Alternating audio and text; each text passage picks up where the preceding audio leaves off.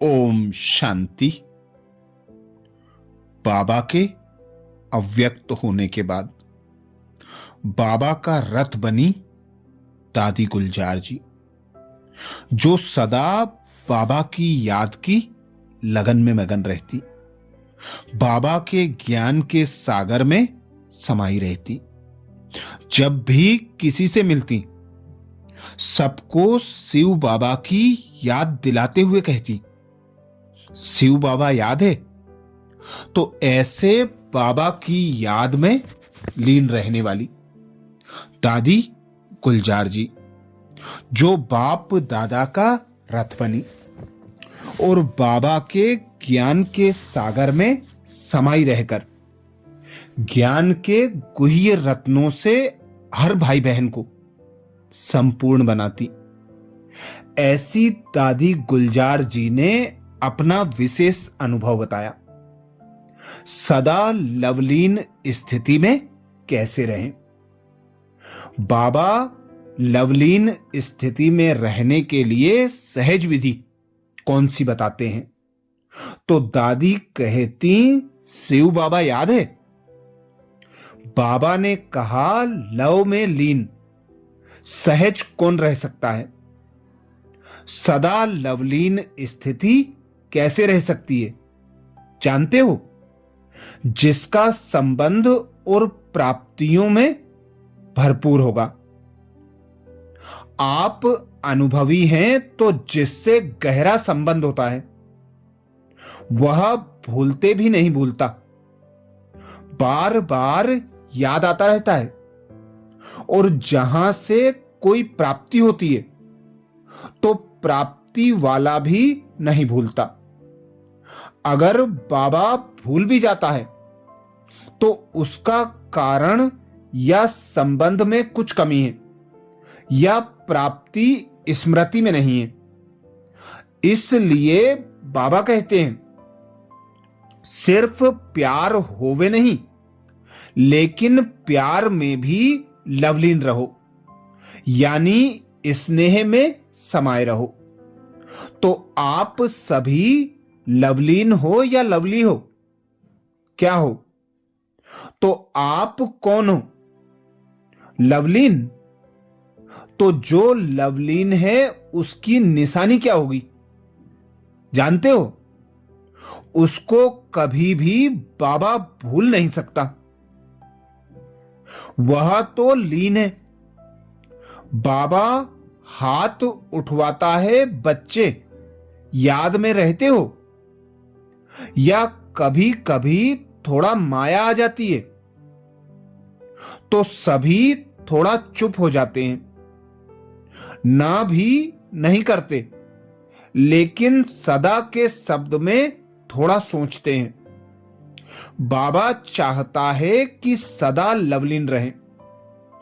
यह लवलीन अक्षर ऐसा है जो इससे ही लोगों ने कहा है, हम बस लीन हो जाएं। अब उनका लव तो है ही नहीं, लीन कोई होता नहीं। हम कहते, हमारा तो एक बाबा दूसरा ना कोई। हम बाबा के लव में लीन होकर जो हमको प्राप्ति हुई है वह दूसरों को भी देवें, इसी लगन में लगे हुए हैं। लवलीन रहने का सहज तरीका क्या है? हमने अनुभव किया है।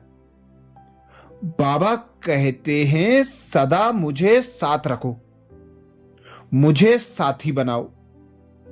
अगर सदा बाबा हमारे साथ है, सदा हमारे दिल में है, उसको दिलाराम का टाइटल मिला है क्योंकि वह हमारे दिल में रहता है। इसलिए आबू में दिल वाला मंदिर बना है। दिल लेने वाला और दिल देने वालों का यादगार है। बाबा कहता, बच्चे अकेले कभी नहीं रहना।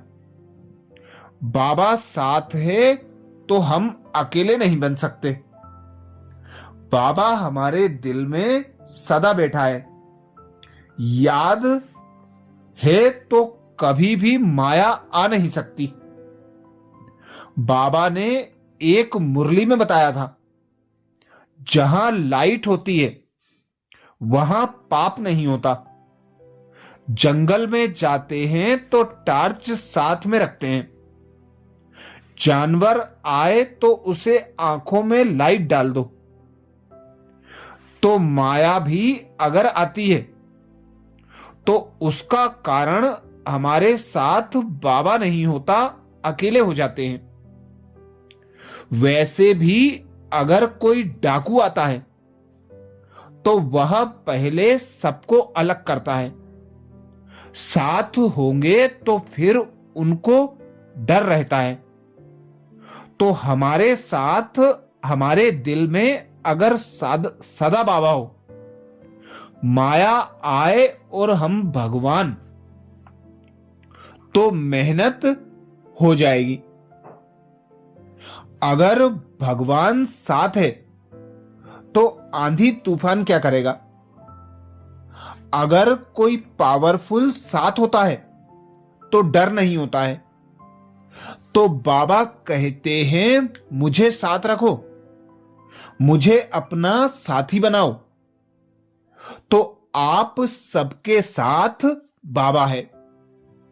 सदा या कभी कभी अकेले हो जाते हैं। हमारे साथ तो लाइट हाउस है। स्वयं लाइट हाउस बाबा अगर हमारे साथ है तो माया की क्या हिम्मत है आने की? आ ही नहीं सकती। और हम सदा निर्विघ्न रहेंगे। इस अवस्था में रहने से मेहनत नहीं करनी पड़ती, क्योंकि माया दूर से ही भाग जाती है, आगे भी नहीं आ सकती। तो यह ध्यान रखें कि कभी अकेले तो नहीं हो जाते हैं। अकेले होने से ही व्यर्थ संकल्प चलते हैं।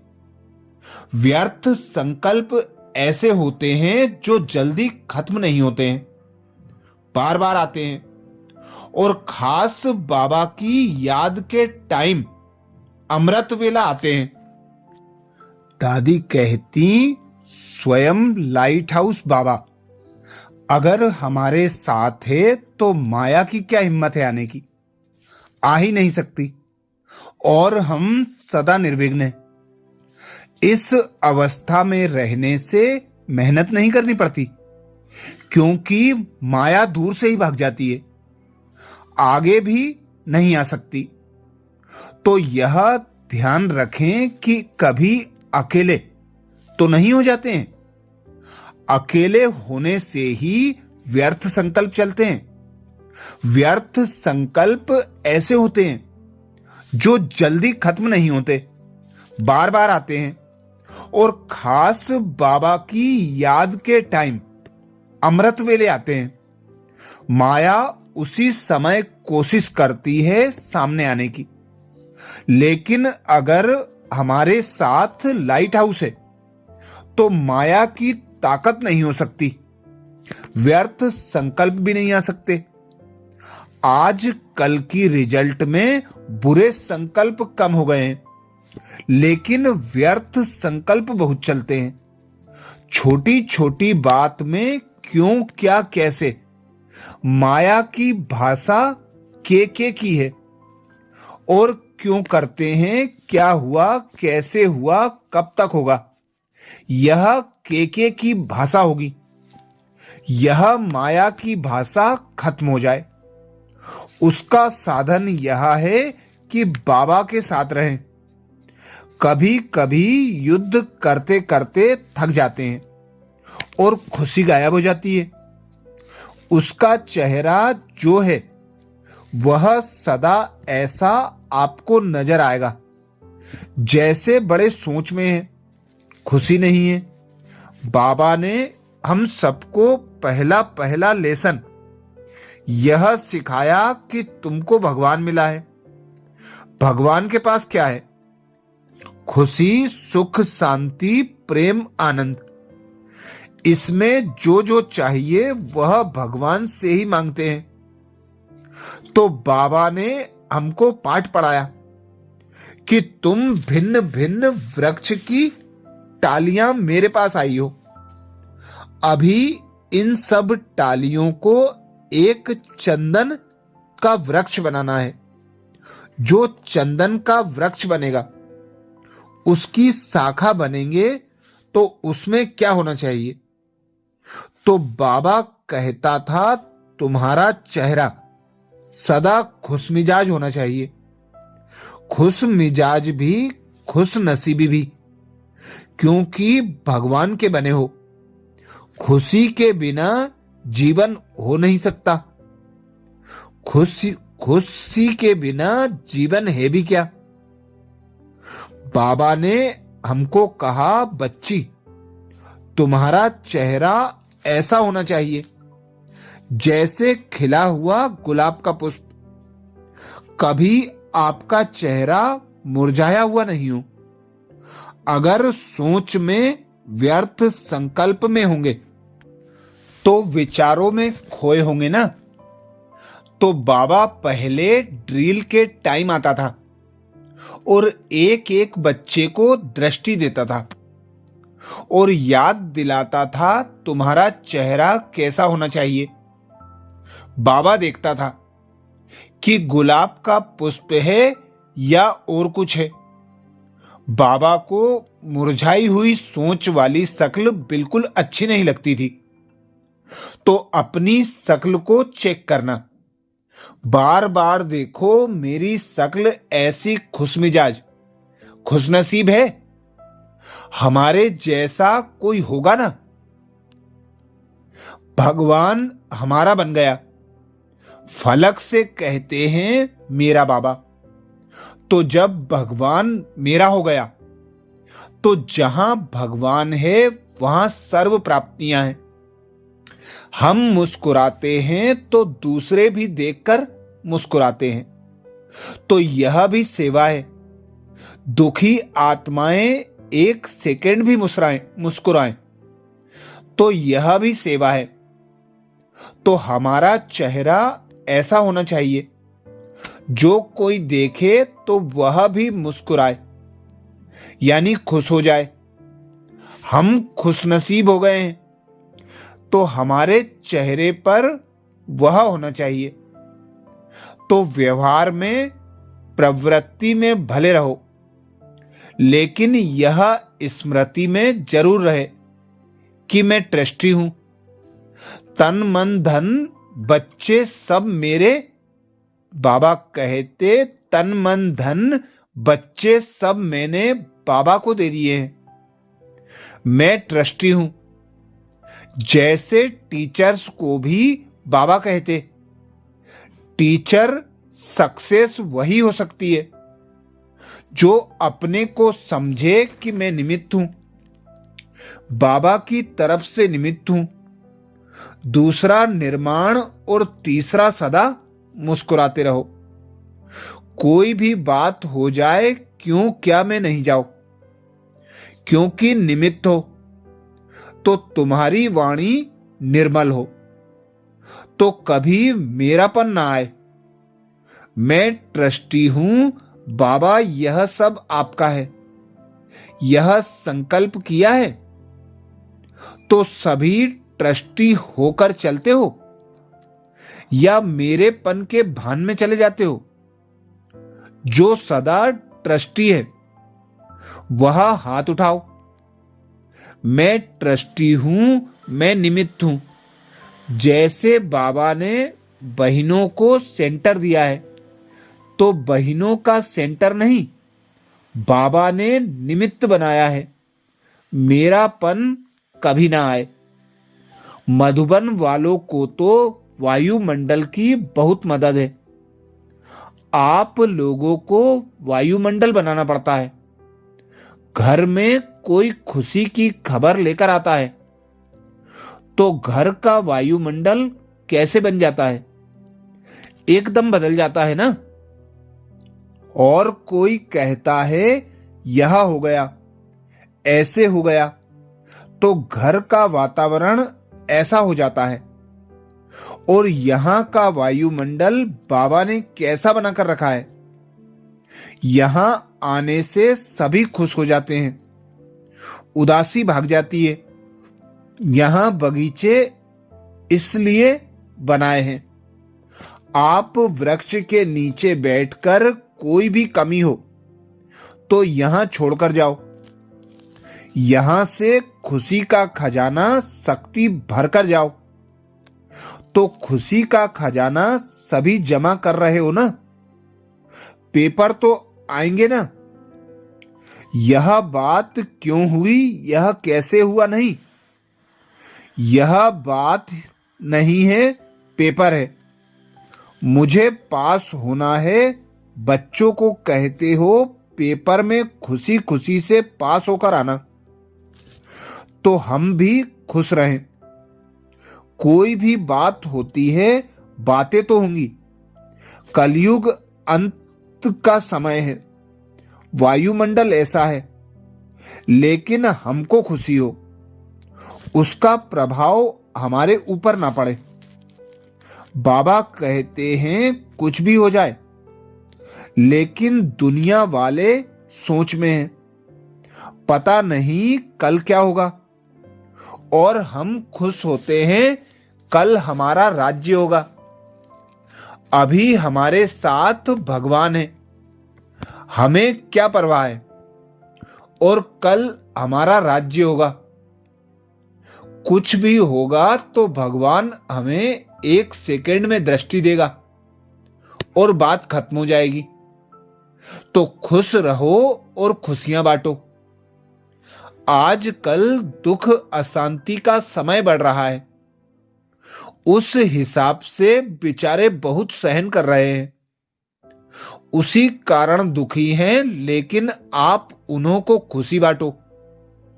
हमारे पास तो खुशी है। तो यह बाबा का स्लोगन है, सदा खुश रहो और खुशियां बांटो। यह खुशी बांटने से बाबा कहते बढ़ती हैं, कम नहीं होती हैं। आप ट्रायल करके देखो, किसी दुखी को खुशी देकर खुश करो तो आपकी खुशी और ही बढ़ेगी, कम नहीं होगी। तो सदा यही करो, खुश रहना है और खुशी बांटना है, बस यही काम करो। हम ऐसे रहें जो हमको देखकर सब खुश हो जाएं। खुशी जैसी खुराक नहीं है। खुशी के लिए कहा जाता है, खुशी जैसा कोई भोजन नहीं, खुशी जैसा कोई खजाना नहीं। तो हेल्थ वेल्थ सब हो गया, हैप्पी तो है ही, इसलिए कभी भी खुशी नहीं गवाओ। भगवान के बच्चे हैं, नशा है। हमारा बाबा कौन है? भगवान है। भगवान के हम बच्चे हैं, साधारण मनुष्य जैसे नहीं है। और ब्रह्मा बाबा को देखो, ब्रह्मा बाबा तो आप जैसा गृहस्थी था ना, बिजनेसमैन था, सब काम किए हैं। लेकिन शिव बाबा ने जब प्रवेश किया और डायरेक्शन दिया, यज्ञ रचना है, तो शुरू में सिर्फ ब्रह्मा बाबा ने अपना सब कुछ लगा दिया। बाबा का ही धन था और कोई का नहीं था। एक बाबा के धन से बाबा ने यज्ञ शुरू किया। कभी बाबा को संकल्प नहीं आया, इतना विस्तार तो पीछे हुआ। लेकिन बोर्डिंग खोला, आना जाना शुरू हो गया और पैसे सिर्फ बाबा के। उस धन से यह यज्ञ रचा। बेफिक्र बादशाह, बाबा की शक्ल में कभी फर्क नहीं आया। भले बेगरी पार्ट भी चला, क्योंकि बाबा को निश्चय था मेरी जिम्मेवारी नहीं है। जिसने प्रवेश किया है, जिसने यज्ञ रचा है, उसकी जिम्मेवारी है। शुरू में ब्रह्मचर्य में रहना है, यह नई बात थी, इसलिए हंगामा शुरू हुआ। तो मुखी लोगों ने बाबा को बुलाया, कहा तुम्हें अकेले आना है। तो बाबा गया। उन्होंने कहा यह ज्ञान तुमको किसने दिया है कि पवित्र रहो? यह ज्ञान तो कोई ने नहीं दिया है।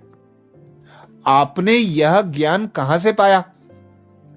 बाबा ने गीता खोलकर दिखाया कि लिखा हुआ है काम महाशत्रु है। यह तो आपकी गीता में है ना? क्या यह रॉन्ग है?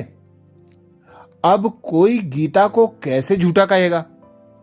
सब चुप हो गए। बाबा बिल्कुल निर्भय और निर्भीड़ था। शिव बाबा की प्रवेशता थी। उस समय ब्रह्मा बाबा तो अकेला था, तो कितनी बहादुरी थी। तभी तो यज्ञ रचा। बाबा की जो प्रवेशता हुई उसी हिसाब से बाबा का चेहरा चलन ऐसी थी जैसे बेपरवाह बादशाह। तो ऐसे फॉलो फादर करो। फॉलो बहन हो लेकिन फॉलो फादर करना है। फॉलो सिस्टर ब्रदर नहीं, उनसे वर्षा नहीं मिलेगा। कितनी भी बड़ी अच्छी बहन हो लेकिन फॉलो फादर करना है। अगर किसी में गुण है तो वह भी दिया किसने? बाबा ने। इसलिए फॉलो फादर करने से बाबा जैसा बेफिक्र बादशाह बन जाएंगे। सदा बाबा हमारे साथ है। बाबा की याद में लीन होकर रहे, ज्ञान के सागर में समाये रहो, तो माया की हिम्मत नहीं जो आपके पास पहुंच जाए। खुश रहो, खुशियां बांटो, यही बाबा की आस है। अच्छा, ओम शांति।